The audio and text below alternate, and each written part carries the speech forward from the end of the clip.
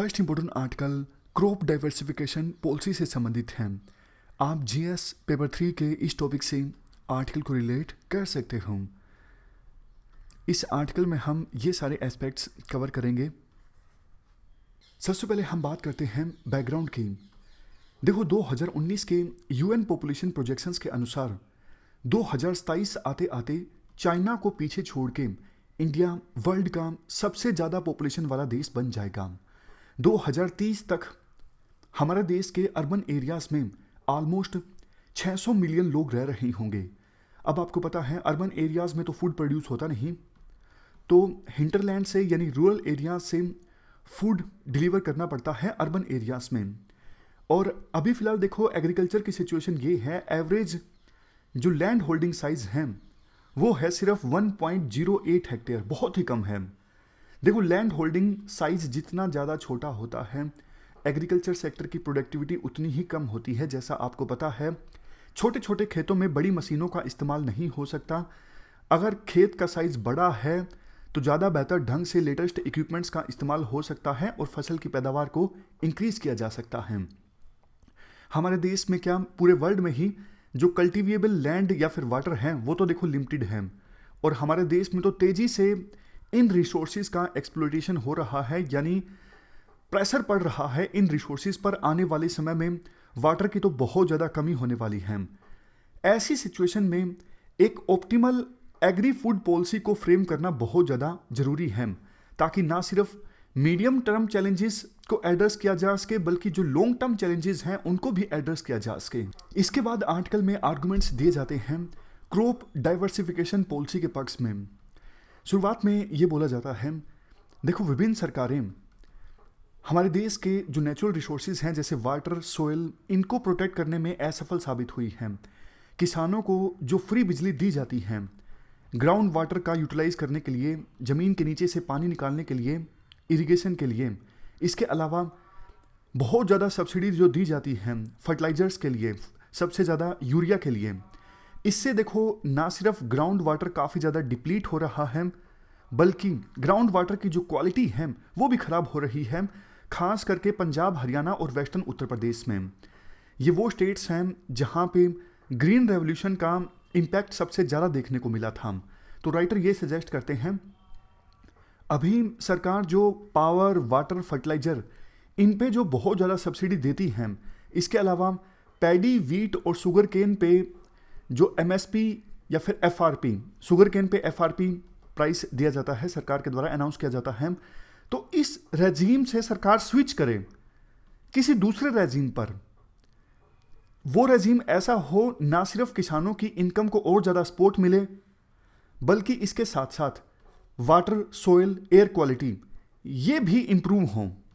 इसके बाद राइटर ये कहते हैं, देखो अभी सरकार के द्वारा 24 क्रॉप्स पर एमएसपी अनाउंस किया जाता है और एक्चुअल में सरकार के द्वारा मेनली वीट एंड राइस की प्रोक्योरमेंट होती है। समझ गए? मतलब एमएसपी तो 24 क्रॉप्स के लिए अनाउंस किया जाता है लेकिन प्रोक्योरमेंट इन 2-3 फसलों की होती है, और वो भी खासकर पंजाब, हरियाणा, वेस्टर्न यूपी में। पूरे देश में एमएसपी पर प्रोक्योरमेंट होता भी नहीं है। इवन वीट एंड राइस के लिए भी वो एक आंकड़ा है ना जो आपने काफ़ी बार सुना भी होगा, सिर्फ 6% जो किसान हैं देश में वो एमएसपी पर अपनी फसल बेच पाते हैं, और वो भी इन्हीं स्टेट्स में कॉन्सेंट्रेटेड हैं, पंजाब, हरियाणा और वेस्टर्न यूपी। इस आर्टिकल में भी आगे इसी प्रकार का आंकड़ा आएगा। तो देखो पंजाब, हरियाणा में अब आपको पता है कायदे से राइस की खेती यहाँ पे नहीं होनी चाहिए क्योंकि पानी की यहाँ पे इतनी अवेलेबिलिटी नहीं है, लेकिन चूंकि बिजली सस्ती मिल रही है, बिजली फ्री मिल रही है, तो ज़मीन के नीचे से पानी निकाल निकाल के राइस की खेती की जाती है। तो इससे देखो क्रॉप पैटर्न जो है वो बहुत ज़्यादा गड़बड़ा गया है। अब पानी नीचे से निकाला जाएगा, बहुत निकाला जाएगा, तो ग्राउंड वाटर तो एक लेवल के बाद डिप्लीट हो जाएगा ना। सरकार कितनी ही कोशिश कर ले, क्रॉप पैटर्न में अगर बदलाव नहीं आएगा तब तक इसी प्रकार की जो पॉलिसीज़ हैं, इसी प्रकार की सिचुएशन है कि वाटर और सोइल रिसोर्सेज का जो एक्सप्लॉयटेशन है वो होता रहेगा। इसीलिए राइटर क्रॉप डाइवर्सिफिकेशन पॉलिसी को अपनाने की बात कहते हैं। हालांकि वो अपनी बात को यहीं पर समाप्त नहीं करते हैं, वो आगे भी आर्गुमेंट्स देते हैं। जैसे देखो हमारे देश में किसान जो शुगर एंड वीट प्रोड्यूस करते हैं बहुत महंगा प्रोड्यूस करते हैं। मतलब वर्ल्ड के दूसरे देशों में, फॉर एग्जांपल यूएसए में, वीट एंड शुगर बहुत ज़्यादा सस्ता प्रोड्यूस होता है। हमारे देश में किसान शुगर एंड वीट को दूसरे देश में एक्सपोर्ट कर ही नहीं पाएंगे क्योंकि वीट एंड शुगर बहुत ज़्यादा महंगा प्रोड्यूस हो रहा है। अनटिल अनलेस सरकार बहुत ज़्यादा सब्सिडी दे वीट और शुगर पे, हमारे किसानों का जो वीट एंड शुगर है वो कॉम्पिटिटिव नहीं रहेगा दूसरे देशों की मार्केट में।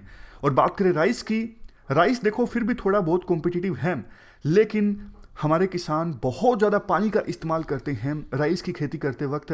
अगर हम राइस का एक्सपोर्ट करते हैं तो इसका सीधा सीधा मतलब ये है हम बहुत ज़्यादा पानी एक्सपोर्ट कर रहे हैं। एक अनुमान के अनुसार हम हर साल राइस के थ्रू 25 से लेकर 30 बिलियन क्यूबिक मीटर जो पानी है वो एक्सपोर्ट कर देते हैं। और इस पानी को, जैसे देखो पानी की जहाँ अवेलेबिलिटी है, for example south Indian state या फिर ईस्टर्न स्टेट्स, वहाँ पर तो ठीक है, बट पंजाब में, हरियाणा में, वेस्टर्न यूपी में राइस को उगाया जाता है तो जो पानी निकाला जाता है वो ज़मीन के नीचे से निकाला जाता है और बिजली भी तो यूज़ होती है ना, तो इलेक्ट्रिसिटी का भी कितना ज़्यादा वेस्ट होता है आप कह सकते हो। अगर पंजाब, हरियाणा, वेस्टर्न यूपी में राइस की जगह कोई ऐसी फसल उगाई जाए जिससे ना सिर्फ किसानों की इनकम बढ़े बल्कि ये जो प्रीशियस रिसोर्सेज हैं उनकी भी सेविंग हो, इन्वायरमेंट को भी फायदा हो, तो कितना अच्छा हो। इसी बात को आगे कंटिन्यू करते हुए राइटर बोलते हैं, देखो वीट एंड राइस के लिए सरकार एमएसपी अनाउंस करती है, इनको एमएसपी पे प्रोक्योर करती है। अब होता क्या है, इससे एफसीआई के जो गोदाम है वो भर जाते हैं। एफसीआई के पास यानी फूड कॉर्पोरेशन ऑफ इंडिया के पास इतना ज़्यादा ये फूड ग्रेन आ जाता है, वीट एंड राइस आ जाता है, एफसीआई के लिए संभालना भी मुश्किल हो जाता है। और चूंकि एमएसपी दिया जाता है एफसीआई के द्वारा किसानों को और बाद में इसी फूड ग्रेन को दिया जाता है एफसीआई के द्वारा विभिन्न स्टेट्स को बहुत ही सस्ते दामों में, ताकि विभिन्न स्टेट्स नेशनल जो फूड सिक्योरिटी एक्ट है उसे इंप्लीमेंट कर सके, जिसके तहत फूड ग्रेन को 1 रुपये, 2 रुपये, 3 रुपये किलोग्राम के हिसाब से दिया जाता है। अरे ऐसा करने में पैसा तो लगता है ना। अभी एफसीआई के ऊपर 3 लाख करोड़ का बकाया है, मतलब कर्ज है 3 लाख करोड़ का। सरकार फूड सब्सिडी जो देती है उसको बजट में तो दिखाती नहीं है, उसको एफसीआई के सर डाल देती है, बट आज नहीं तो कल एफसीआई को वो उधार देना तो पड़ेगा ना। 3 लाख करोड़ का इतना जो नुकसान होता है एफसीआई को, वो कहाँ से देगी एफसीआई। इसके बाद नेक्स्ट आर्ग्यूमेंट राइटर ये देते हैं, जिन क्रॉप्स के लिए सरकार एमएसपी अनाउंस करती है, ये वीट, राइस, ये बहुत तेज़ी से ग्रो कर रही हैं, मतलब इनकी पैदावार नहीं इंक्रीज हो रही है। जबकि देखो पोल्ट्री, फिशरी, डायरी, हॉर्टिकल्चर, इन सब के लिए तो सरकार एमएसपी भी अनाउंस नहीं करती है, बट ये सीरियल्स और शुगर केन के अपेक्षाकृत 3 से 5 गुना ज़्यादा तेज़ी से ग्रो हो रही हैं। इसके अलावा 2018-19 के आंकड़ों के अनुसार लाइव स्टॉक और फिशरी सेक्टर की जो वैल्यू है वो टोटल एग्रीकल्चर आउटपुट की ग्रोस वैल्यू में ऑलमोस्ट 40% है और हॉर्टिकल्चर ऑलमोस्ट 21% है। देखो यहाँ पे ये फिगर 2, फिगर 1 की बात कही गई है, लेकिन ये मिले ही नहीं, मतलब पूरा आर्टिकल पढ़ने के बाद, इवन ऑफलाइन एडिशन देखने के बाद दिखे नहीं, कहाँ पे हैं ये फिगर्स। इंडियन एक्सप्रेस वालों ने प्रैंक कर लिया आज। खैर पॉइंट तो आपको समझ में आ गया ना। Live stock sector, fishery sector, इनका कंट्रीब्यूशन टोटल एग्रीकल्चर जीडीपी में ज़्यादा है और सरकार जितना परचेज करती है एमएसपी पर, पैडी हो, वीट हो, पल्सेस हो, ऑयल सीड्स हो, कॉटन हो, कुछ भी हो, टोटल इनकी वैल्यू सिर्फ 6% है total agriculture and allied sector की वैल्यू का। समझ गए।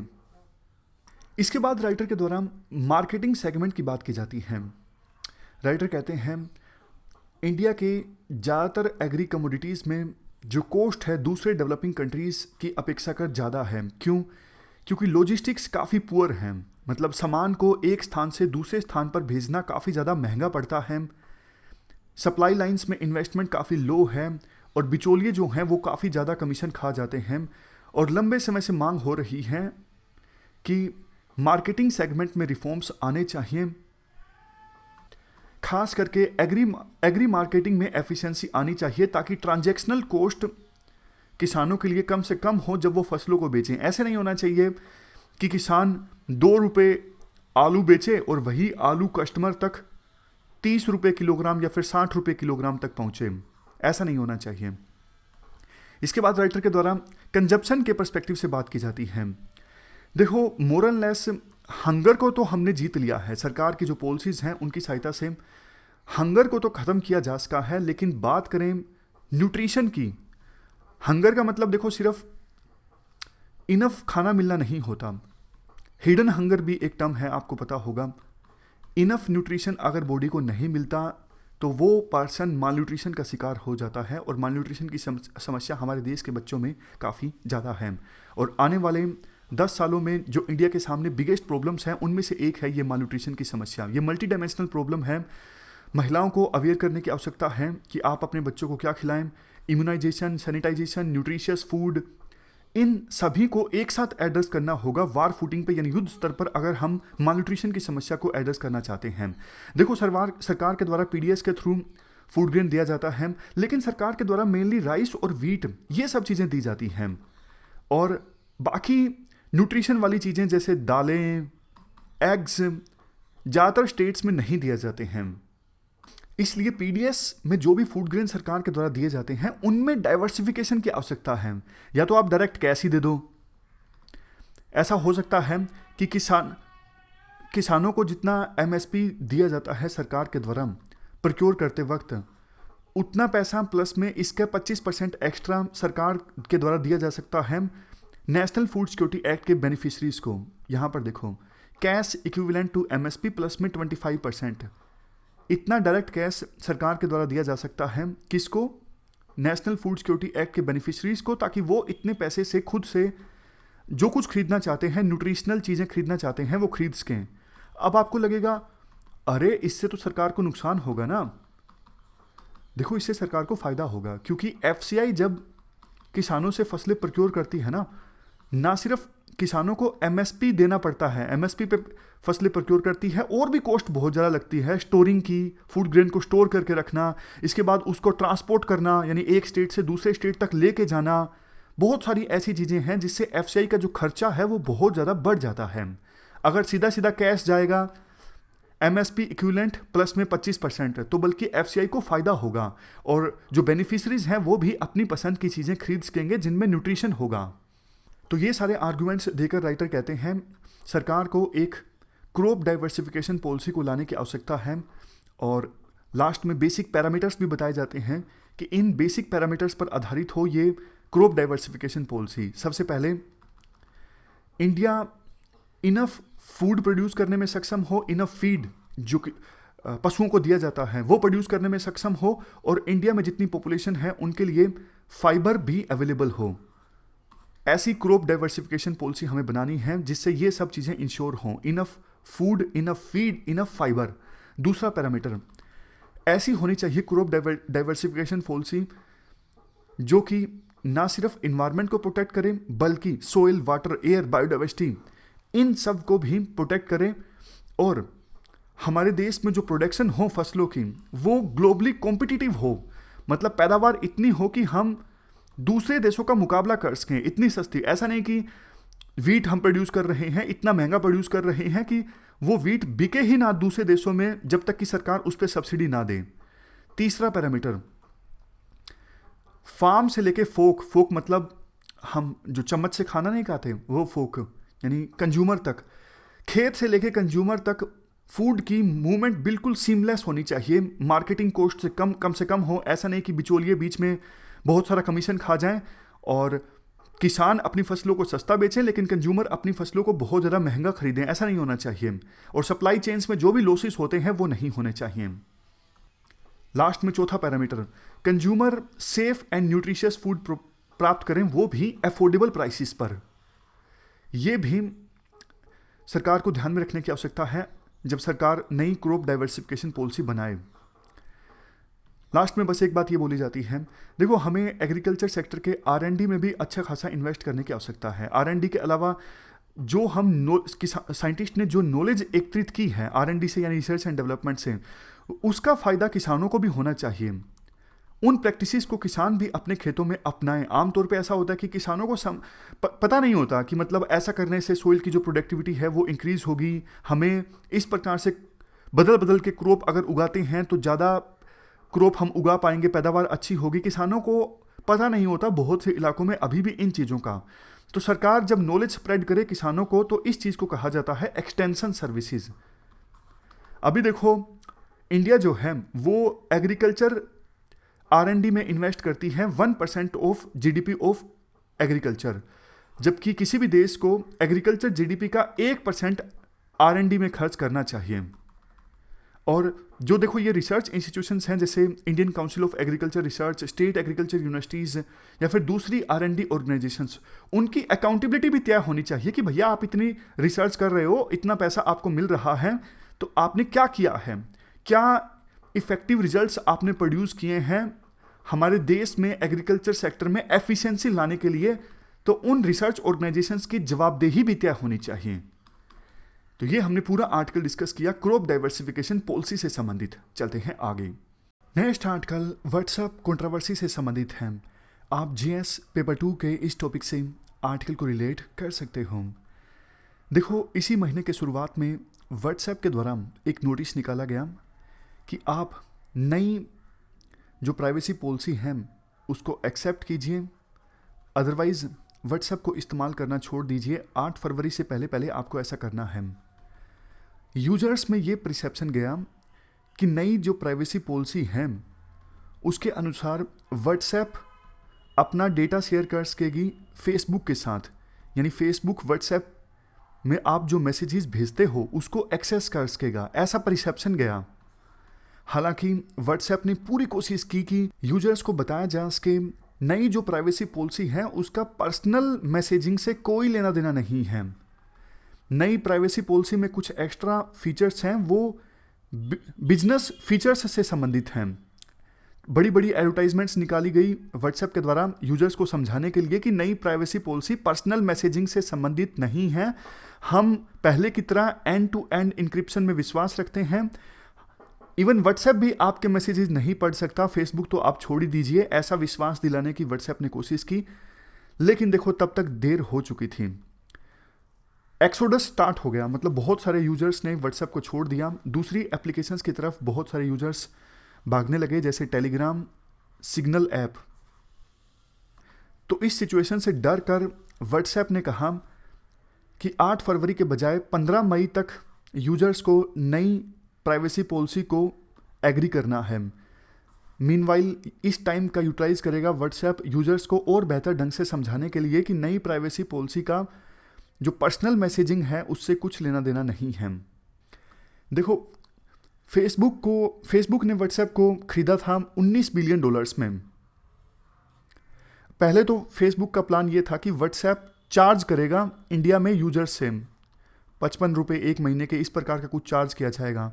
लेकिन बाद में लगा होगा कि फेसबुक को कि इंडिया के जो यूजर्स हैं वो पैसा देंगे नहीं और सर्विस को इस्तेमाल करना छोड़ देंगे, तो फिर व्हाट्सएप ने ये प्लान छोड़ दिया यूजर्स से पैसे वसूलने का। उन्होंने कहा कि पहले की तरह फ्री में जो यूजर्स हैं वो व्हाट्सएप का इस्तेमाल करते रहेंगे। लेकिन देखो, आर्टिकल में कहा जाता है फ्री देखो इस दुनिया में कुछ नहीं होता, व्हाट्सएप को भी अपने ऑपरेशंस चलाने के लिए पैसों की आवश्यकता है ना। अब इतने सारे यूजर्स व्हाट्सएप का इस्तेमाल करते हैं, उनके अपने सर्वर्स हैं, अगर हमेशा के लिए व्हाट्सएप फ्री चलता रहेगा तो वो उनके ऑपरेशंस सस्टेन कैसे होंगे। चलो ऑपरेशन सस्टेन हो भी गए, व्हाट्सएप कोई धर्मार्थ वाली कंपनी नहीं है ना, ह्यूमैनिटेरियन या फिलंथ्रोपी वाली, फॉर प्रॉफिट कंपनी है, पैसा वो कमाएगी। अब यूजर से नहीं वसूलेगी तो किसी और तरीके से कमाएगी। उसी दिशा में व्हाट्सएप का ये एक प्रयास है प्राइवेसी पॉलिसी को अपडेट करना।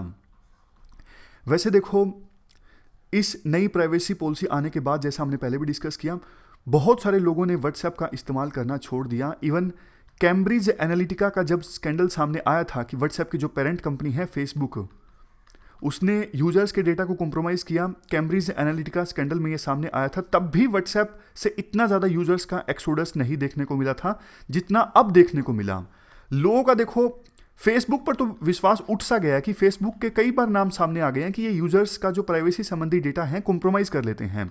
और अभी प्राइवेसी पॉलिसी में चाहे वो बिजनेस फीचर्स से संबंधित बात हो, ये सामने आना कि व्हाट्सएप जो है वो फेसबुक से डेटा शेयर करेगी, चाहे वो बिजनेस अकाउंट का डेटा हो, तो फिर एकदम से यूजर्स का जो भरोसा है वो उठ सा गया व्हाट्सएप के ऊपर।